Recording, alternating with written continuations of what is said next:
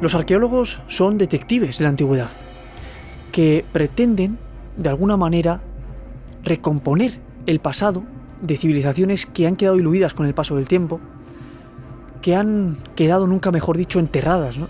Y que sacan a la luz su historia, su cultura, las costumbres de las gentes que habitaron ese determinado lugar, ¿no? Lo que hoy les voy a contar tiene estrecha relación con todo esto y es más, es fruto del éxito de estos expertos.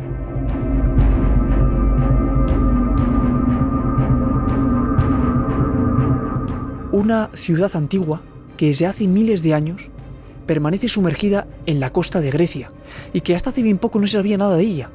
¿Cómo llegó al fondo del mar? Es un gran misterio, amigos. Se trata de la ciudad Pavlopetri, uno de los yacimientos de la Edad de Bronce más importantes de la historia. La ciudad sumergida más antigua jamás descubierta, con 5.000 años de historia. Claro, no hay referencias en las fuentes históricas. Se hundió y quedó en el más absoluto olvido. Ese hundimiento tampoco está registrado en fuentes clásicas. Pero fue hasta 1967, ese año, amigos, el oceanógrafo australiano Nicholas Fleming, a 3 metros de profundidad apenas, se topó con calles, con casas, con plazas, incluso con un cementerio. Los cimientos de lo que un día fue una ciudad en auge, un referente comercial en la Edad de Bronce, y donde, según investigaciones realizadas por el propio Fleming en 1968, se desarrolló una importante industria textil. Uno se pregunta entonces inevitablemente, ¿cómo es que esta ciudad portuaria, referente en ese momento en el comercio, un ejemplo a seguir para el avance y el progreso, quedó en el más absoluto olvido, sumergida en las aguas? ¿Dicen algo los expertos sobre esto? ¿Hay alguna señal que nos permita reconstruir esta historia? Pues miren, a las afueras de la ciudad, y lo estamos viendo ahora mismo, se pueden apreciar 3 líneas misteriosas. Son trazos de rocas en la playa que se formaron por el efecto del sol sobre el agua salada. Y los expertos dicen sobre esto que, además de producirse solo cerca de la costa, solo tiene una explicación: que el hundimiento de esta ciudad se produjo por consecuencia de terremotos. Un primer terremoto que empezó a sumergir poco a poco la ciudad, un segundo terremoto que fue hundiéndola cada vez más, y un tercer terremoto que terminó por dejarla totalmente cubierta y alejada, ¿no? Para que permaneciera ya en el más absoluto olvido, como ha sido así, ¿no? Hasta pleno siglo XX, que se descubrió en 1967. Adentrémonos, amigos, adentrémonos en estas aguas de la costa sur de Laconia, en Grecia, donde apenas a muy poca distancia a la orilla, y apenas, como les decía, 3 metros de profundidad, han encontrado un barrio antiguo perteneciente a esta ciudad, donde había palacetes de más de 10 habitaciones, con 2 pisos, y que aparentemente es una de las primeras zonas residenciales de toda la historia humana. Se dice pronto, amigos. También se ha localizado un cementerio submarino. 2 tumbas micénicas talladas en la roca que se encuentran en el punto más remoto de esta ciudad, de Pavlopetri. Igual que ahora, uno va a una ciudad, a un pueblo y tal, y siempre el cementerio está ubicado a las afueras, ¿no? Pues aquí ocurría lo mismo. Y eran enterrados las personas más pudientes, digamos, de mayor nivel de Pavlopetri, porque era un lugar ideal para descansar, donde había vistas a toda la ciudad. Se han encontrado también calles, redes viales que hace miles de años eran transitadas por los vecinos, por los comerciantes, que ajetreados iban de un lugar a otro transportando su mercancía. Esta ciudad tenía una gran actividad comercial y era una sociedad con una estructura burocrática muy definida y desarrollada para aquellos tiempos, según han podido analizar y concluir los expertos, ¿no?, al analizar este lugar concreto. Pero hay algo muy curioso, ¿no?, algo sorprendente que quizás nos adentre con mayor exactitud y detalle en lo que fue Pablo Petri, esta urbe olvidada hasta hace bien poco. Y es que, a partir de trozos que se han encontrado en el fondo marino, amigos, se ha recompuesto toda esta ciudad portuaria, desde sus casas, calles, hasta objetos. Es impresionante, lo estamos viendo ahora mismo, y es inevitable tener también la imagen que a uno se le venga, ¿no? La imagen de las poblaciones que conocemos hoy día en la actualidad. Tienen mucha semejanza.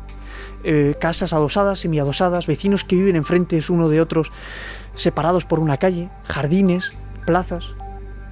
Se ha encontrado también la evidencia de un sistema complejo de la conducción de aguas, pues canales, también alcantarillado, y además jardines, ¿no? Plazas que son abiertas en las que las personas que habitaban esta ciudad tendían su ropa, tenían sus jardines e incluso pues también compartían esa vida social, ¿no? Del día a día, hablando con sus vecinos, todo eso, ¿no? Lo que se desarrolla en una ciudad normal y corriente que podemos conocer hoy día. Una ciudad portuaria que también, salvando las distancias, se puede asemejar de alguna manera a las ciudades portuarias de hoy en día: Liverpool, San Francisco, Nueva York, Shanghái, Tokio, etc. Es impresionante, amigos, porque estamos hablando de hace 5.000 años, nada más y nada menos. Pablo Petri, en la costa de Grecia.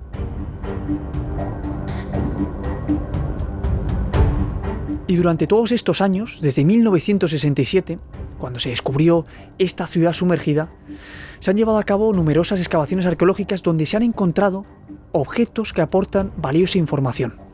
Entre ellos, ánforas minoicas y micénicas, que son lo equivalente ahora, podríamos decir, amigos, a los containers que conocemos, ¿no?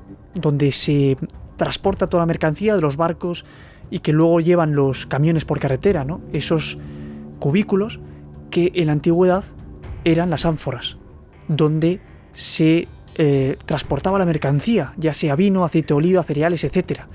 Y esto también nos ratifica en que era un lugar de gran actividad comercial, ¿no? El que hubiera ánforas ahí quiere decir que había ese flujo continuo de distribución de mercancías, ¿no? De un lado a otro, embarcando y desembarcando esas ánforas donde iban, como digo, esas mercancías. También se han encontrado vasijas, cubiertos, objetos, ¿no? Herramientas cotidianas del día a día que personas que habitaban ahí utilizaban como podemos utilizar nosotros ahora mismo, ¿no? Y que se conservan muchas de ellas en 2 museos. Uno de esos museos se encuentra muy cerca de Pablo Petri. Y uno se pregunta también, ¿cómo eran estas personas que habitaban esta urbe? No eran campesinos, eran personas sofisticadas, era una sociedad en auge, referente en el comercio y en el progreso, ¿no? Eran personas con profesiones, donde había también líderes, y además esta ciudad, Pablo Petri, se convirtió en una pieza fundamental para ese nuevo concepto de ciudad europea que estaba resurgiendo, ¿no? Ya no era la sociedad sustentada por la figura de un rey con cualidades divinas o de una estructura palaciega sagrada, ¿no? Sino que ya la sociedad estaba sustentada en la economía y el comercio, y eso también le hacía estar influidas, ¿no? A estas personas por las modas, las últimas modas. Esto también se ha ratificado con elementos que se han encontrado arqueológicos y que muestran precisamente eso, ¿no? Esa influencia de la última moda. Claro, eran personas que tenían contacto con el exterior y que eran la vía, ¿no? Para hacer entrar pues todo lo nuevo que venía. Hay unas declaraciones de John Henderson del Departamento de Arqueología Submarina de la Universidad de Nottingham que son muy importantes, ¿no? Muy reveladoras, y que dijo lo siguiente: declaró que esta es la única zona del mundo en la que se ha encontrado una ciudad casi al completo, donde hay calles, donde hay casas, como hemos visto, donde hay edificios e incluso construcciones religiosas, como se puede ver. Se ha convertido en un destino muy preferido, ¿no? por los buzos, por las personas amantes, ¿no?, del buceo y de explorar el fondo marino. Porque además se puede decir que es un museo bajo el agua, literalmente, en serio. Porque los museos de obras de arte, por ejemplo, que podemos ir, ¿no?, que tienen, pues en cada obra a lo mejor te explican, ¿no?, en un texto, te explican todo, pues en Pablo Petri uno va, se sumerge esos 3 metros de profundidad con su máscara de oxígeno, con sus gafas, y observa todo esto, ¿no?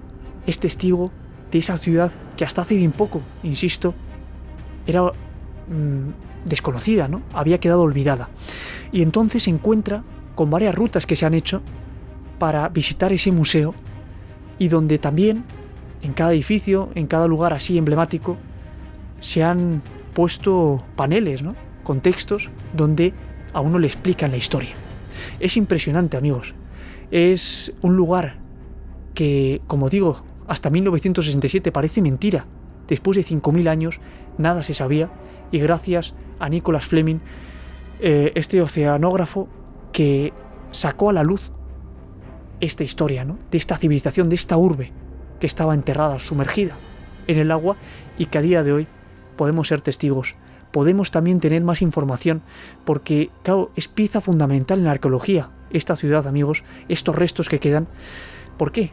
Pues porque era una ciudad portuaria, y eso da mucha información sobre cómo era el comercio antes, ¿no?, cómo se entablaban las conexiones comerciales, cómo llegaban e iban los barcos, en fin, el comercio en la Edad de Bronce. Me ha parecido una historia impresionante, curiosa, cuanto menos, ¿no?, y por eso la he querido compartir aquí con vosotros. Os espero en la siguiente aventura. Hasta pronto.